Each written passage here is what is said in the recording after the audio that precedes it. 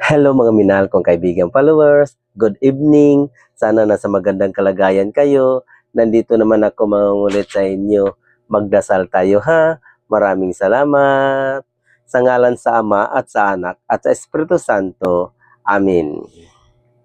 Ama naming banal na may magandang busilak na puso, gamitin mo ang inyong karangalan at kapangyarihan upang dulutan mo ng lunas at awa ang mga dumudulog sa iyo, Panginoon, lalo na sa mga kaibigan ko at nung nanonood sa video na to, kasama na rin ang aming mga pamilya, buong gili mong tunghayan, kaming inyong mga anak, ngayon ay humihingi ng inyong tulong sa lahat ng aming pangangailangan lalong-lalo na ang biyaya na ibinigay mo sa amin.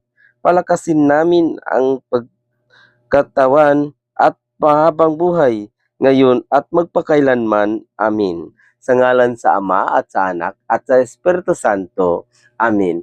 Babay mga minahal kong kaibigan followers. Good night. Salamat.